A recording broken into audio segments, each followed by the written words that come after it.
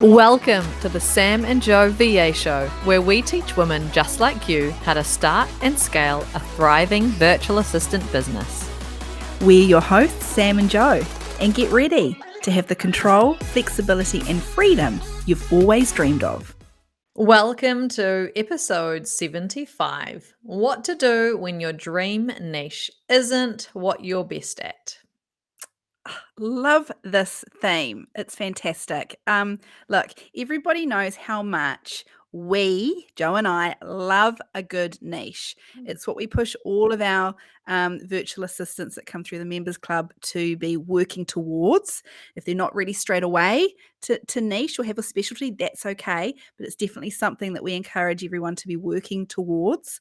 But this is really good because we see a lot of virtual assistants and they get caught up in the idea of maybe offering services that either they don't have the skills or experience to offer straight away, or despite having that training, they actually may never be good or be the best at that particular service, in which case we urge them to stay in their lane. So we're going to talk about both options. When you want to offer a service, but you're actually just never going to be good at it, so you shouldn't. And those that when you want to offer a service, a niche that you've potentially got the skills and know how to do it, then how to incorporate that into your business and transition from general to specialist. I think many virtual assistants might get excited about the thought of a kind of their dream niche, thinking that it would be like easy and fun all the time. But you've got to remember that two things: your personality, style, and your tendencies and how you work and what you're kind of naturally good at is important when you're thinking about your niche. And Mm. you also, whatever you choose as your work, it will become work if you keep repeating it over and over and over. Even though it might be exciting and fun in the start, it's still going to be work, and it's going to feel like work later on down the track when you've been doing it over and over. So don't kind of get too sucked into like, oh, this would be so amazing to do this all day, every day. This amazing kind of service that I would provide. It's still going to be work. Still going to have to turn up and do that. So even though it might be something that you think would be really cool and fun to offer, really take a look at whether your personality, your tendencies, your style, your creativeness, your kind of how you work best, what you do Mm. best, is actually going to be a right fit for that kind of niche. Mm. If you're Yeah. doing something, if you choose something that's super detailed, like let's say you think, oh, offering SEO services would be really cool.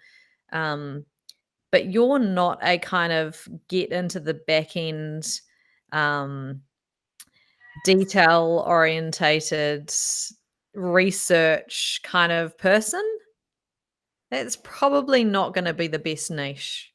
You just described about 6 months of my life a few years ago. So, I mean, that was me. That was me. I did all the training. I saw other people out there offering the services, earning a shit ton of money by doing it. And so I thought, wow, okay. Did the training, got a few clients under my belt, got amazing results from those clients and from my own websites as well.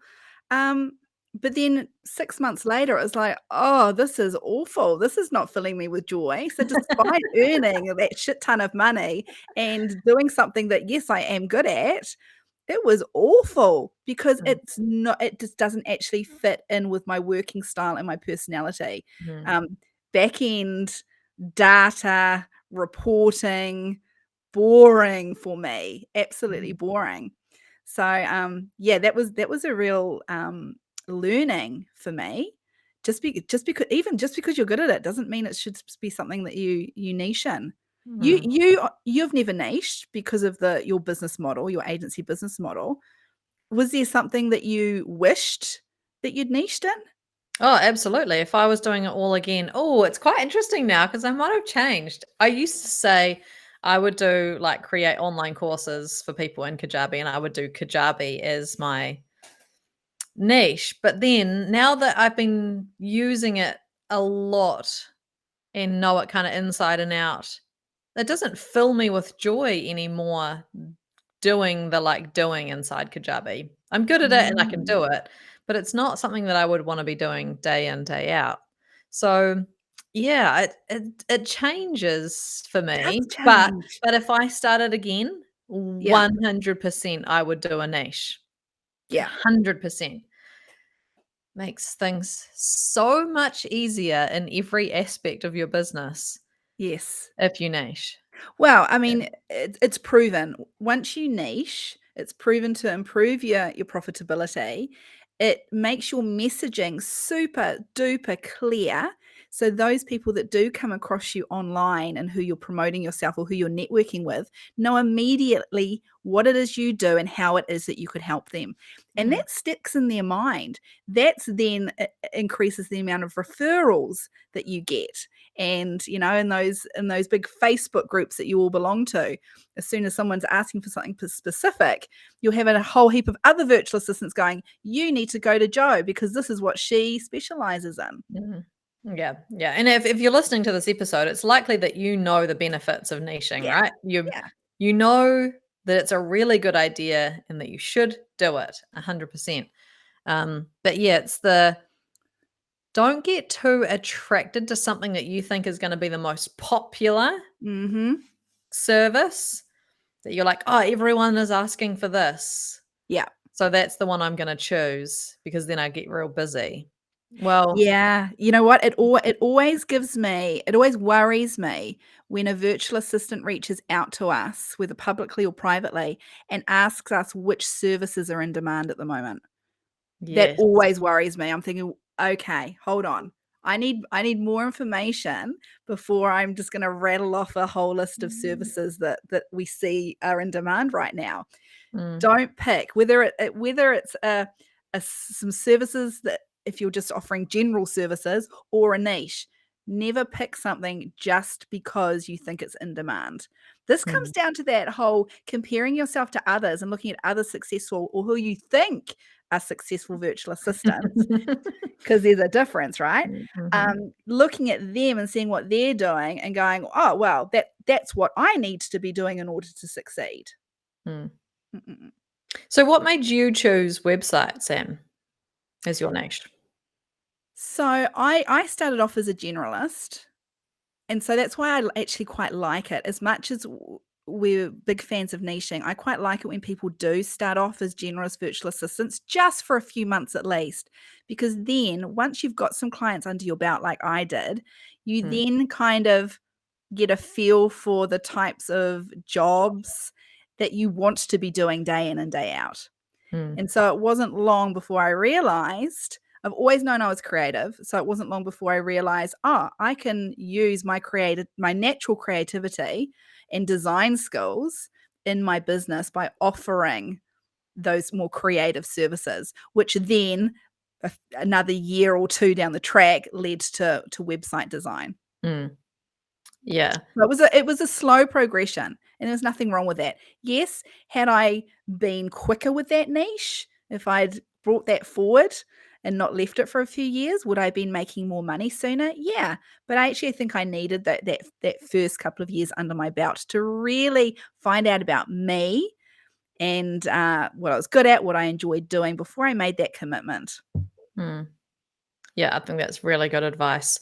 So, yeah, for those who are listening and thinking, "Oh, this would be my dream niche," really think about Mm, why it's your dream niche, whether you think it's in demand, whether you think that you would enjoy doing it day in, day out, but it's doesn't fit with your personality. Like, really think about those things before you decide what your kind of dream niche is. yeah, and okay, so now we're assuming you've done that. You've had that kind of conversation with yourself. Mhm. Am I picking this niche for the right reasons? Yes, yes, I am. So the next question is, how did I then, yes, I wanted to offer it as my niche, as my service, but I don't have any skills or experience. So Mm, what next? mm. There's kind of so you don't wanna just jump into, "Oh, this is gonna be my niche now, and this is the only thing that I'm offering, and I don't have any other clients, and now I'm gonna learn and try and get clients at the same time." That's kind of not what we would advise you do. So, No. let's say that you've got a few clients.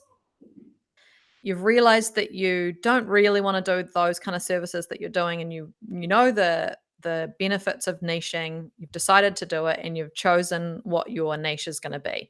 You don't have any skills. Keep your current clients, keep doing the work for them, and then think about what other spare time Mhm. that you can utilize to start learning about your niche, and do a paid course from someone who's an Yes. expert and a specialist in Yes. whatever you want to niche into. This is the time, if you're going to choose a niche, this is the time to spend some serious dollars to get the expert training that you need so you can become an expert and offer that as your niche service. Oh, 100%. I think you've just hit on something really, really important. If you are niching in anything, no matter what it is, you need to be an expert in it. And there is no way you can become an expert in it um, by doing a free Mhm. 5-day challenge or something like along those lines. Yep. If you are at this point in your business, it's time to invest in your business and in yourself. So a paid course that you can go, look, it doesn't have to be a certified. You don't have to become a you don't have to have a degree in something, Mm. but somebody that is an expert, that is seen to be an expert in their own field, that runs a course, you want to be paying for it. 100%. Yes, yes, yes, definitely. So do it at night, do it on the weekends, do it in your like time that you're not doing your other client work, and just focus on training in that specific thing. Yeah. Yeah. Definitely. And once you've then done that, then so you've got the skills, you now need to get some experience under your belt before you start offering those services publicly. So Mhm. whether that's you could reach out to your current clients if you know that one of your current clients needs help in this new thing that you've just learned how to do, that would be the first person that I'd contact. Hey, you've been talking about XXX for a while. I've just done this amazing course. Give it to me. Mm, I'll do it for you. mhm. Yeah, and if you don't have the current clients, or that's not a possibility for you, it's something way outside of what your clients need, um, think about who you could kinda shoulder tap and say, "Hey, I need some experience in this. Would you be willing for me to do this for you, in return for a review, a testimonial, your feedback, etcetera? How do you feel about that?" So, trying to get that experience, and even if it's unpaid, Yeah. something that you need to get in return is that testimonial, because you need some social proof if you are starting out in this Mhm. niche service and you don't have any kind of anything to back you up, you've just done the course, you need to get those testimonials and social proof. Yeah. Once you've got that social proof and you're sharing it everywhere you are online, at that point, that's when you want to add your new service to your current list of services. Mhm. And that might seem a little strange for us to say that when all of our advice is to like really narrow it down and have one key message. Um, you wanna kind of test the waters. It kind of depends on your financial situation, on how many Yeah. clients you've currently got. If you don't have any clients, then maybe you like if you've learnt this, that you just get your messaging super clear to just include this. But you kind of want to have this transition period where Mhm. you're moving away from where you currently are in terms of your messaging and transition it over to your specific niche, um, in a time frame that kind of suits where you're at and what you Yeah. need. Yeah. It's hard for us to give specific advice on this Yeah, because it really depends, and I hate that answer that people give, eh? "Ah, it depends," but it really does. it really does. Like, the more we talk about this, the more it's kind of I'm realizing that, my gosh, there's so many different virtual assistants out there on completely different journeys that want different things. Their idea of success is completely different. Their skills are different. The services they offer that are different. The niches that they want to go into are different. So there isn't a one size fits all answer, is there? As Mm, much as as lovely as that would be, there is going to be some people that don't fit into the boxes we want to put them in. yeah. I think the important thing to kind of that kind of end point, the where you wanna get to is that you have your messaging and everything about your online presence all completely around this niche that you are offering as your like dream niche, and you get rid of everything else. That's the kind of endpoint that you want to get to. Mm, Have it super clear, specific, and just be doing your niche. There's a transition period towards that. yeah, there is. Have we covered Mm. everything? Good enough. I don't know. It's so funny when we sat down this morning and decided that this was gonna be what we were gonna talk about today. I don't think we realized the kind of all of the conversations that would then come off that Mm, what to do when your dream niche isn't what you're best at. There's mm, actually a lot to it, a mm, lot to it. And mm, so th I think that just reinforces that this is not something you wanna rush into. mm. Yeah. Because of all of these different pieces that you've gotta be thinking about. But if you come away from with anything from listening to this episode is give a lot of thought to why you think that this is your dream niche, Mhm. Yeah. and is it actually gonna be the right one for you? Mhm. If it is, get your expert training under your belt so that you can be confident. Yeah. Yeah. Happy niching. Happy dream niching, everyone. We would love to hear about how this goes for you. Let us know. Feed it back to us wherever you follow us. Let us know what you've chosen as your dream niche and kind of your plan for that. We would love to hear. Thanks for listening to this episode of the Sam and Joe VA Show. If you'd like to find out more, head to the VA Foundry website to check out the Members Club and the amazing resources, training, and coaching. You can find us at thevafoundry.com.